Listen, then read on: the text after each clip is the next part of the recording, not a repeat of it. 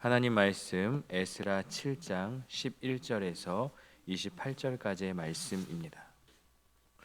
에스라 1장에서 6장은 스룹바벨과 예수아를 중심으로 이루어진 1차 귀환, 그리고 성전 재건, 또 봉헌과 유월절 준수 과정을 살펴보았습니다.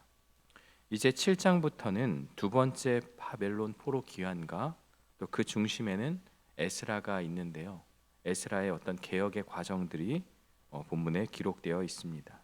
한 60년 정도 지난 후죠. 1차 귀환 이후에 이 에스라의 인솔하에 놀라운 개혁의 물결이 유다 백성들 가운데 있었다라고 볼 수 있어요.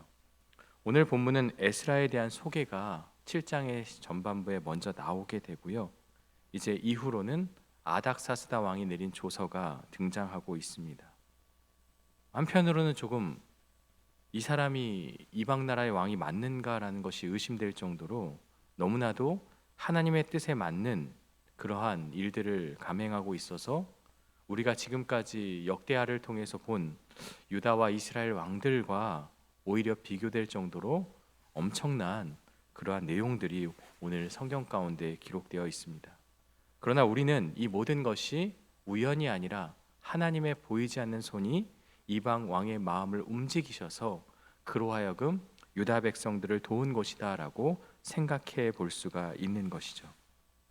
에스라는 유대인 학자이자 제사장입니다.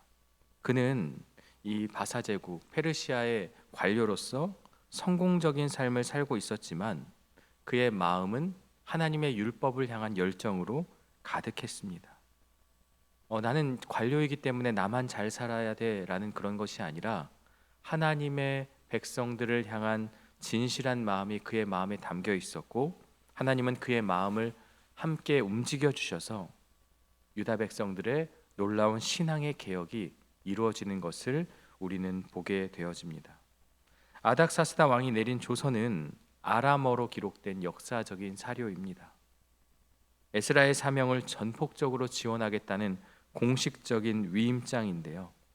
오늘 본문을 보면 12절에 모든 왕의 왕 아닥사스다는 하늘의 하나님의 율법의 완전한 학자 겸 제사장 에스라에게 13절 조서를 내리노니 우리나라에 있는 이스라엘 백성과 그들 제사장들과 레위 사람들 중에 예루살렘으로 올라갈 뜻이 있는 자는 누구든지 너와 함께 갈지어다. 첫 번째 명령은 무엇입니까? 이스라엘 백성을 데리고 예루살렘으로 가라는 것입니다. 쉬운 명령이 아니죠. 네가 필요한 사람들이 있다면 함께 데리고 예루살렘에 가서 너희의 신앙과 너희의 무너졌던 모든 것들을 세우는 일을 감당하라는 것이죠.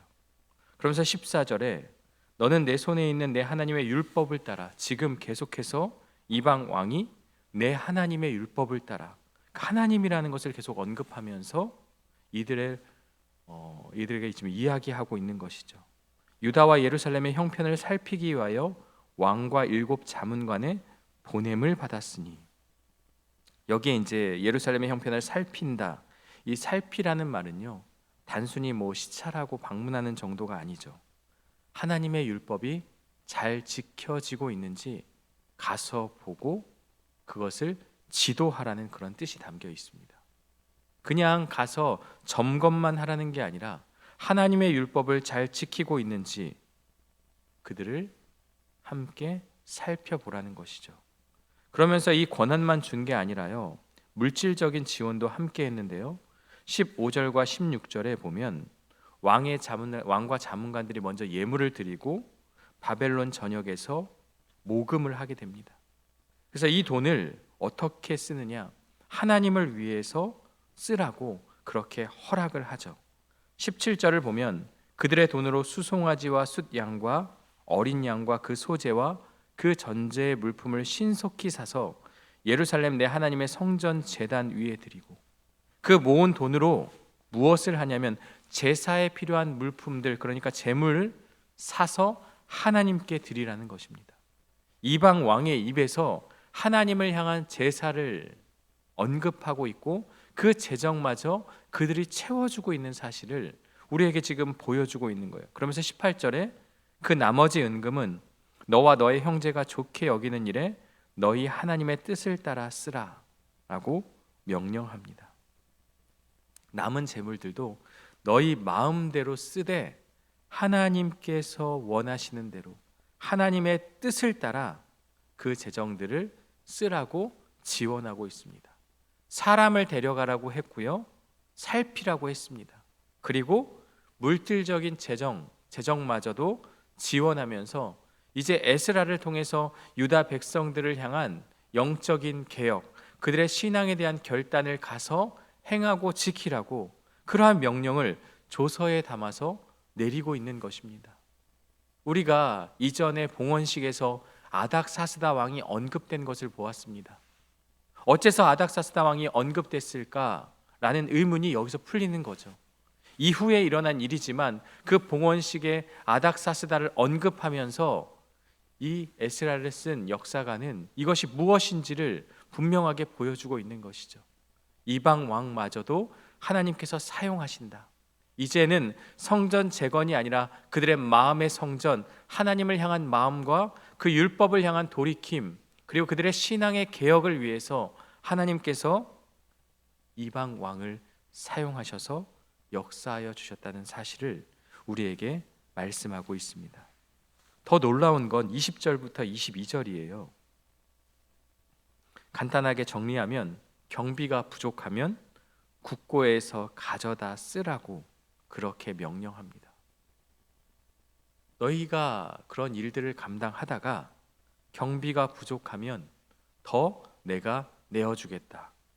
물론 22절에 보면 은은 100달란트까지 약간의 제한은 있지만 이 정도의 재정이면 충분히 그 모든 것을 감당하고 남을 만한 풍성한 재물입니다. 그러면서 24절은 더 놀라운 이야기를 하고 있어요. 내가 너희에게 이르노니 제사장들이나 레위 사람들이나 노래하는 자들이나 문지기들이나 느디님 사람들이나 혹 하나님의 성전에서 일하는 자들에게 조공과 관세와 통행세를 받는 것이 옳지 않다 하였노라. 이들은 누구입니까? 성전에서 봉사하는 자들입니다. 이들에게 세금을 면제해주는 파격적인 혜택까지 약속합니다. 이건 이스라엘 안에서 일어나는 일들이죠. 하나님의 성전을 섬기는 제사장과 레위 사람들은 그들이 드린 그 11조를 통해서 생활하는 것처럼 이들에게 세금을 면제해 줌을 통해서 이들이 하나님의 일을 잘 감당할 수 있도록 그러한 어떤 부담을 덜어 주었던 것이죠. 이방 나라의 왕이 유다 백성들의 회복을 돕고 있습니다. 25절과 26절입니다. 에스라여 너는 내 손에 있는 내 하나님의 지혜를 따라 내 하나님의 율법을 아는 자를 법관과 재판관을 삼아 강 건너편 모든 백성을 재판하게 하고 그중 알지 못하는 자는 너희가 가르치라. 에스라에게 하나님의 율법을 공식적인 법으로 선포하고 그 법에 따라 백성을 가르치고 재판할 재판관과 법관을 임명할 사법적인 권한까지 부여하고 있습니다. 26절을 보면 심지어 율법을 따르지 않는 자에게는 처벌이 가능하도록 사법권과 행정권 그 모든 권한을 에스라에게 위임하고 있습니다. 하나님의 율법에 능한 이 에스라에게 지금 그 나라 백성들을 위한 모든 것들을 지도하고 이끌어가라는 그러한 권력을 이양하고 있는 것이죠. 이해가 되지 않습니다. 어떻게 아닥사스다 왕에게 이러한 일들이 일어나고 있는 것일까요? 그러나 우리는 이것이 하나님의 보이지 않는 손이자 역사하신 섭리라고 우리는 이해하지만 아닥사스다 왕도 동기가 있죠. 23절인데요. 무릇 하늘의 하나님의 전을 위하여 하늘의 하나님이 명령하신 것은 삼가 행하라. 어찌하여 진노가 왕과 왕자의 나라에 임하게 하랴. 하나님에 대한 경외심과 함께 정치적인 계산이 그의 마음에 담겨 있습니다.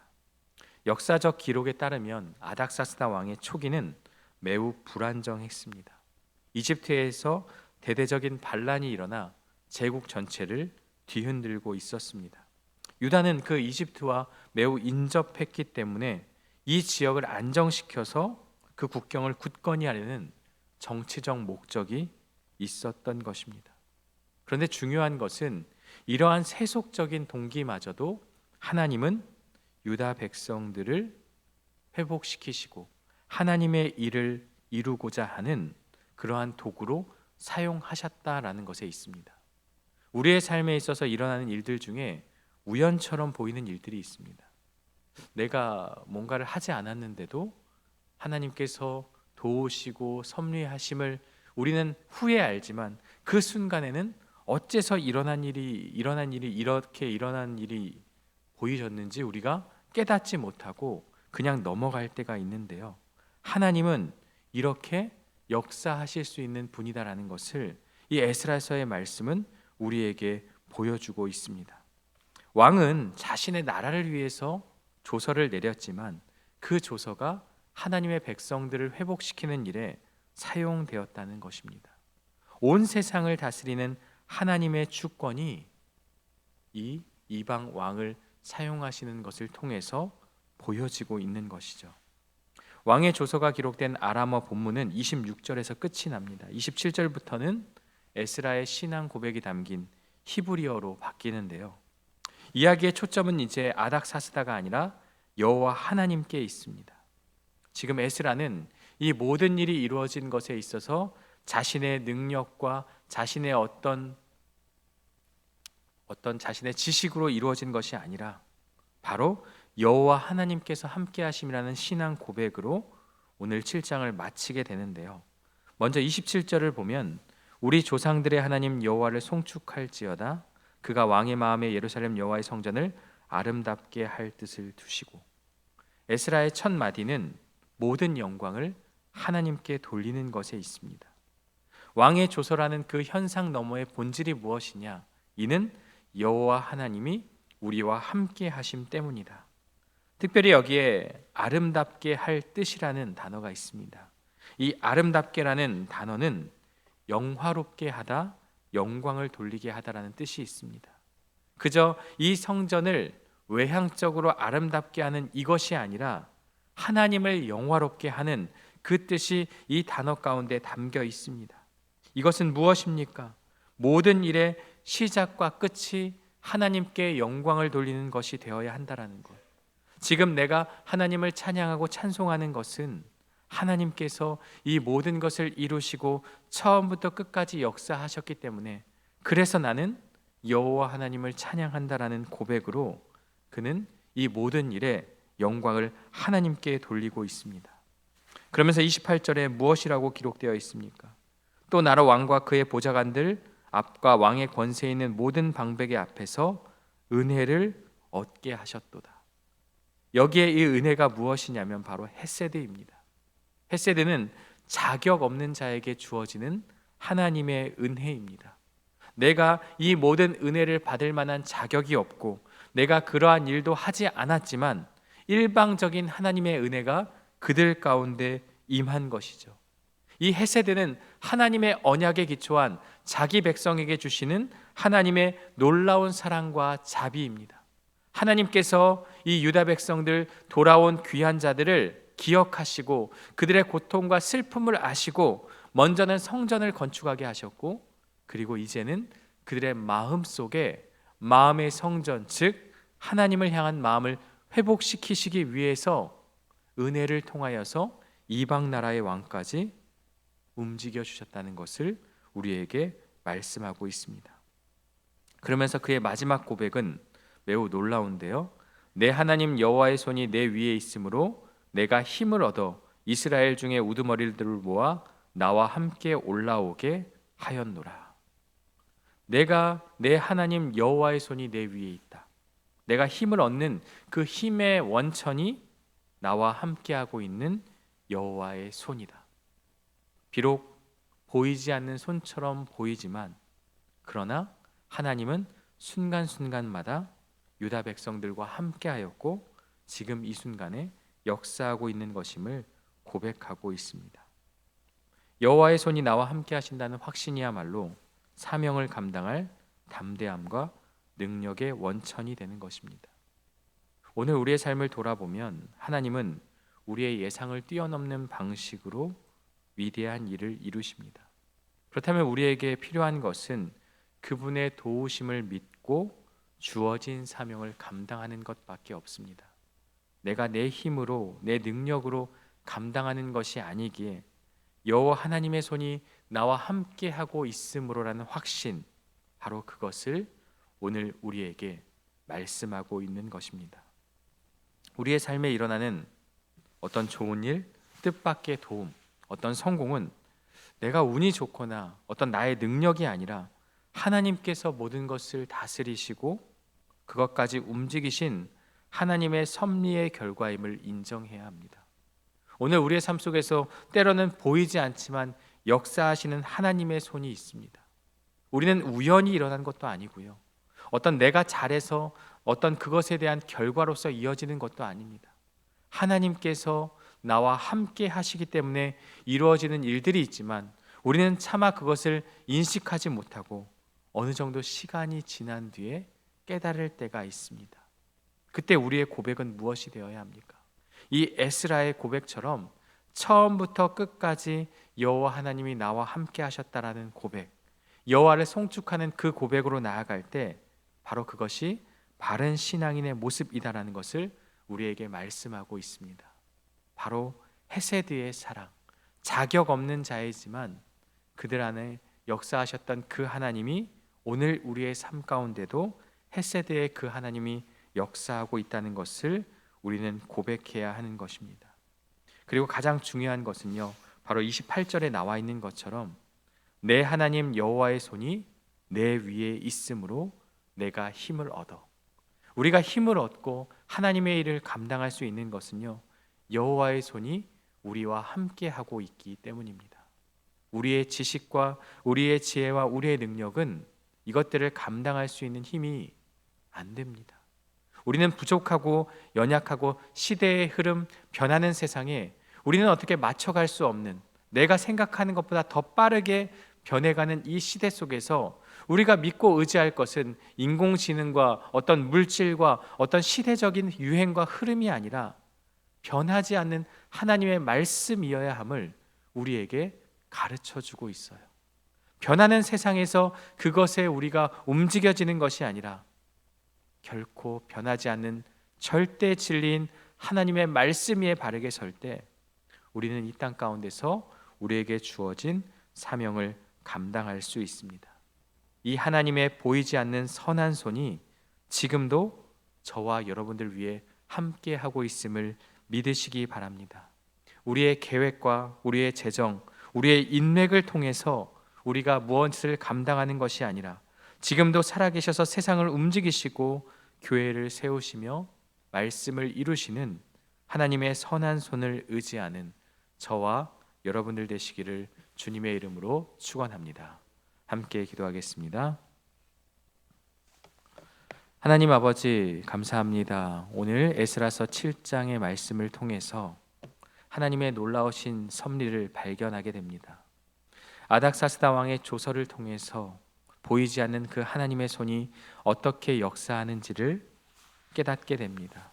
이방 나라의 왕까지 사용하셔서 그를 통해 유다 백성들의 영적인 회복과 그들에게 용기를 주는 그 말씀을 통해서 오늘 우리의 삶에도 그 하나님이 우리의 삶의 순간순간마다 역사하심을 기억하고 우리도 그 말씀 위에 바로 서며 그 하나님을 붙잡고 나아가는 믿음의 결단이 우리 안에 있게 하여 주옵소서. 세상은 변해가지만 변치 않는 그 진리의 말씀을 붙잡는 신앙의 결단이 우리 안에 있게 하여 주시고 나와 함께 하시는 그 하나님의 손을 힘입어서 용기를 내는 우리 모두가 될 수 있도록 인도하여 주옵소서. 예수님의 이름으로 기도드리옵나이다. 아멘.